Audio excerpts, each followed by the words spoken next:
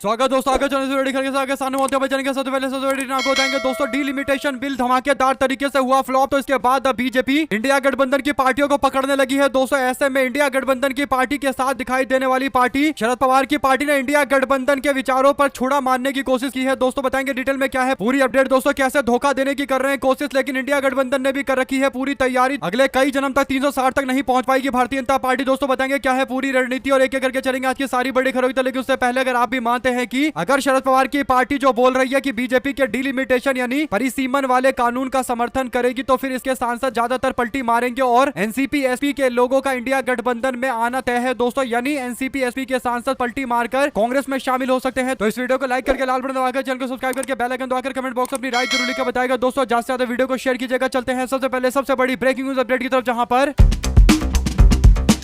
17 अप्रैल 2026 को नरेंद्र मोदी और बीजेपी को मुंह की खानी पड़ी दोस्तों, यानी धूल चाटना पड़ा, जिसके बाद बुरी तरीके से बीजेपी के लोग बदले की भावना में धधक रहे हैं कि कैसे भी उनको डीलिमिटेशन बिल यानी परिसीमन के बिल को पास करना है। यानी महिला आरक्षण के नाम पर जो परिसीमन देश पर लागू करने की कोशिश की जा रही है दोस्तों, उस बिल को पास कराने की कोशिश मानसून सत्र के दौरान किया जाएगा। 20 जुलाई से मानसून का सत्र शुरू हो रहा है दोस्तों, 13 अगस्त तक चलेगा। उससे पहले जो पिछली बार बीजेपी को मुंह की खानी पड़ी दोस्तों और केवल 298 वोट मिले, जबकि 360 वोटों की जरूरत थी, तो ऐसे में कोसों दूर रह गए दोस्तों। और बड़ी बात यह है कि इंडिया गठबंधन के पास 240 सांसदों का समर्थन था, जिसमें से 230 का समर्थन तो उन्होंने इकट्ठा कर लिया, बाकी लोग आए नहीं। तो इसका मतलब इंडिया गठबंधन भी पूरी तरीके से मजबूत दिखाई दिया। यही बीजेपी को चिढ़ हो गई दोस्तों। इसके बाद अब भाजपा के लोग अलग अलग तरीके से 360 का आंकड़ा इकट्ठा करने की कोशिश कर रहे हैं दोस्तों। पहले आम आदमी पार्टी को तोड़ा गया, उसके बाद टीएमसी को तोड़ा गया, फिर शिवसेना यूबीटी के 6 सांसदों को एकनाथ शिंदे की पार्टी में शामिल करवाया गया दोस्तों। इसके बाद एनसीपी एसपी की नेत्री सुप्रिया सुले की तरफ से एक बयान सामने आता है दोस्तों। सुप्रिया सुले आज एक बयान देती है जिसमें इंडिया गठबंधन को दुख पहुंचाने की कोशिश वो करती है दोस्तों। सुप्रिया सुले का बयान आता है और वो कहती है कि आने वाले दिनों के अंदर जो मानसून का सत्र शुरू होने वाला है, जिसमें डीलिमिटेशन का बिल आने वाला है यानी परिसीमन का बिल आने वाला है, उसका समर्थन एनसीपी एसपी के सांसद करेंगे। और सुप्रिया सुले ने कहा कि परिसीमन का नया बिल जो पेश किया जाएगा, हमारी पार्टी नया बिल पेश करने के बाद उस पर समर्थन करने के बारे में सोचेगी। अगर सभी राज्यों को 50% सीटें बढ़ा दी जाती है तो परिसीमन पर सभी पार्टियों की सहमति बन सकती है। सुप्रिया सुले ने कहा कि किरण रिजिजू ने बजट सत्र से पहले हमें बुलाया था, असदुद्दीन ओवैसी, अरविंद सावंत उसमें मौजूद थे, गृह मंत्री अमित शाह भी वहां पर थे। उस वक्त हमें बताया गया कि सभी राज्यों के अंदर 50% सीटें बढ़ा दी जाएगी। कांग्रेस पार्टी के अध्यक्ष के नेतृत्व में हमने सर्वदलीय बैठक के लिए पत्र लिखा था, लेकिन जब बिल पेश किया गया तो उसमें 50% बढ़ोतरी का कहीं कोई जिक्र नहीं किया गया था दोस्तों। ऐसे में बीजेपी के लोग अगर 50% सीटें सभी राज्यों के अंदर बढ़ा देते हैं तो हम समर्थन देने के लिए तैयार है। हालांकि सुप्रिया सुले जो बोल रही है दोस्तों, वो संभव इसलिए नहीं है क्योंकि बीजेपी के हिसाब से 815 सीटें होंगी, यानी पहले 545 सीटें होती हैं अभी आज की स्थिति में, और ये बढ़ाकर 815 कर दी जाएगी, यानी डबल तो नहीं किया जाएगा। इसका मतलब कुछ राज्यों को कम सीटें, कुछ राज्यों को ज्यादा सीटें बढ़ेंगी। और आप लोग जानते हैं कि किन राज्यों के अंदर ज्यादा सीटें बढ़ाई जाएगी दोस्तों, जहां पर ज्यादा आबादी है, खासकर उत्तर प्रदेश बिहार, जहां पर बीजेपी की सरकार है। तो इसका मतलब जो दक्षिण के राज्य हैं, चाहे केरला हो, तमिलनाडु हो, कर्नाटका हो, ये इस बात को स्वीकार नहीं करेंगे दोस्तों। ऐसे में ये तो तय है कि सुप्रिया सुले जो बोल रही है कि हम समर्थन देने के लिए तैयार है, लेकिन शर्त साथ में रख रही है, तो बीजेपी वाले थोड़ी देर के लिए खुश जरूर हो सकते हैं, लेकिन ये शर्त का पालन बीजेपी वाले नहीं कर सकते दोस्तों। अगर शर्त का पालन करेंगे तो डीलिमिटेशन कराना नहीं कराना एक सी बात हो जाएगी, क्योंकि सारे राज्यों के अंदर जब सीटों की संख्या बढ़ा दी गई है तो फिर आगे तो कोई औचित्य रहेगा ही नहीं दोस्तों। ऐसे में टीएमसी के 20 बागी, यूबीटी के 6 और एनसीपी एसपी के 8 बीजेपी को समर्थन कर सकते हैं। इस तरीके का दावा करने वाले कुछ पत्रकारों को थोड़ा कम सोचना चाहिए, क्योंकि ये पार्टियां बीजेपी को सपोर्ट करे या ना करे, अंत में सच्चाई ये है कि अगर नियम में बदलाव किए गए तो फिर विपक्ष भी बीजेपी का समर्थन करेगी, लेकिन नियम में बदलाव अगर बीजेपी करेगी तो उसका अहंकार पहले ही टूट जाएगा। क्योंकि 17 अप्रैल को जो भाजपा को एक करारा तमाचा विपक्ष ने मारा था दोस्तों, जो एक तरीके से काफी गूंज रहा है बीजेपी की कानों में, और इसीलिए भाजपा वाले जैसे तैसे इस बिल को पास करवाना चाहते हैं दोस्तों। लेकिन जो बड़े बदलाव है अगर वो कर दिया गया तो फिर पुराने बिल और नए बिल में तो जमीन आसमान का अंतर हो जाएगा। तो ऐसे में अगर आप भी मानते हैं कि बीजेपी वालों में अगर हिम्मत है तो वो बिना बिल में कोई बदलाव कराए हुए पास करा के दिखा दे। शिवसेना शिंदे के जो विधायक है वो भी पलटी मार देंगे, इसमें कहीं कोई दो राय नहीं है दोस्तों। आप लोग अपनी राय जरूर लिखकर बताएगा अगर आप भी मानते हैं कि इंडिया गठबंधन कहने के लिए कुछ पत्रकारों की चर्चा में जरूर एकजुट नहीं है, लेकिन हकीकत यह है कि इंडिया गठबंधन शर्तों के आधार पर लड़ाई लड़ रहा है और शरद पवार की पार्टी भी शर्तों के इर्द गिर्द ही बीजेपी के समर्थन करने की बात कर रही है। तो समर्थन करने की बात कर रही है, ये बड़ी बात नहीं है, शर्तों के साथ समर्थन की बात कर रही है, यानी बदलाव की मांग की जा रही है, और ऐसे बदलाव की मांग की जा रही है जो भाजपा कभी नहीं करेगी, तो समर्थन भाजपा को कभी नहीं मिलेगा। यानी दोस्तों कहने का मतलब केवल बहस वाली बात है। आप लोग इस पर अपनी राय जरूर लिखकर बताएगा और ज्यादा से ज्यादा वीडियो को शेयर कीजिएगा। चलते हैं एक और बिग न्यूज अपडेट की तरफ दोस्तों, जहां पर पत्रकार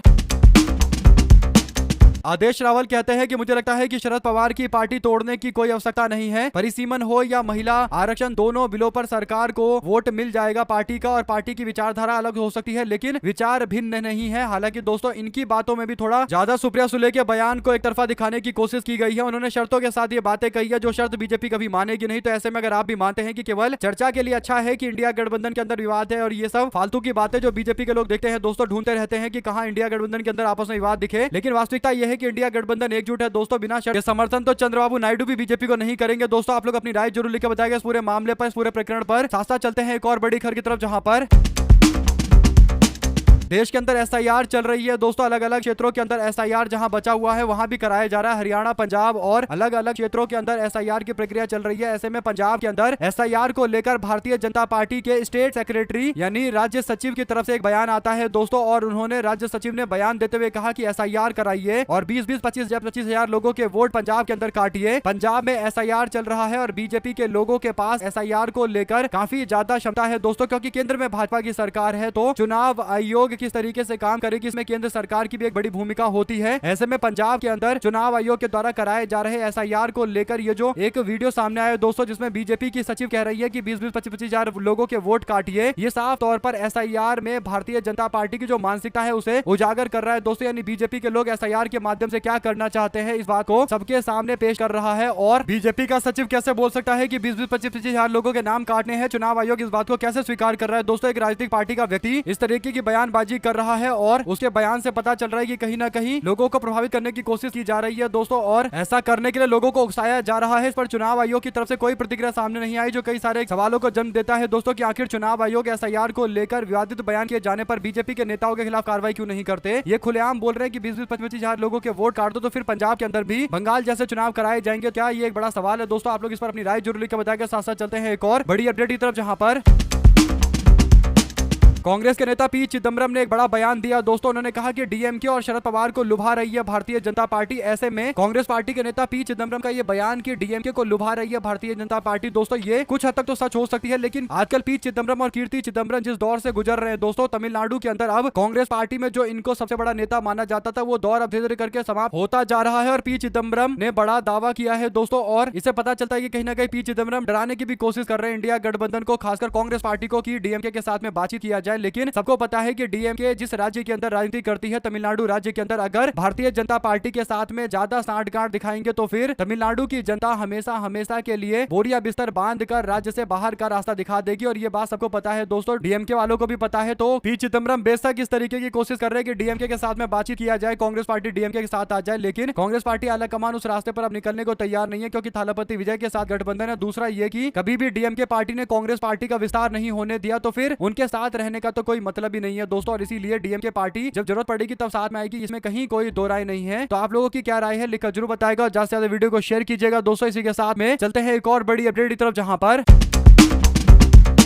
बीजेपी अपने फायदे के लिए सोनम वांगचुक का पॉलिटिकल सहारा ले रही है। राहुल गांधी को इसे दूर रहना चाहिए, ये बयान कांग्रेस पार्टी के समर्थक दे रहे हैं दोस्तों। यानी कांग्रेस जनता पार्टी के जो संस्थापक हैं अभिजीत दीपके, उन्होंने आम आदमी पार्टी के लिए काम किया हुआ है दोस्तों। आम आदमी पार्टी के व्यक्ति है, और उससे बड़ी बात यह है कि दीपके ने हमेशा कांग्रेस पार्टी के तो खिलाफ बोला है। दूसरा ये कि जब अनशन चल रहा है दोस्तों, तो बीच में कई बार बयान आता है कि हम कांग्रेस पार्टी को मंच पर नहीं आने देंगे, इस पार्टी को उस पार्टी को नहीं आने देंगे। और कांग्रेस पार्टी वैसे भी अपने तरीके से जोरदार तरीके का आंदोलन कर रही है दोस्तों। इंडियन यूथ कांग्रेस जगह जगह पर मैदान में उतरी हुई है, तो ये बात सही है कि एकदम सही कर रहे हैं सोनम वांगचुक। लेकिन दूसरी और हकीकत यह भी है कि कांग्रेस पार्टी भी अपने रास्ते से काम कर रही है, अच्छे से काम कर रही है। तो ऐसे में सबकी अपने अपने तरीके का काम करने का तरीका है। ऐसे में सोनम वांगचुक के प्रति संवेदनाएं तो होती ही है दोस्तों, लेकिन उनके साथ अगर खड़े रहेंगे ये एक बड़ा सवाल रहेगा। आप लोग इस पर अपनी राय जरूर लिखकर बताएगा, और ज्यादा से ज्यादा वीडियो को शेयर कीजिएगा दोस्तों। पल पल की पूरी अपडेट आप लोगों तक लगातार इसी तरीके से पहुंचाते रहेंगे। हमारे साथ लगातार जुड़े रहने के सभी दोस्तों का बहुत बहुत धन्यवाद। देख रहे थे आपको अपने चैनल जय हिंद जय भारत। बहुत बहुत धन्यवाद सभी दोस्तों, भाई बहन मित्रों का जय।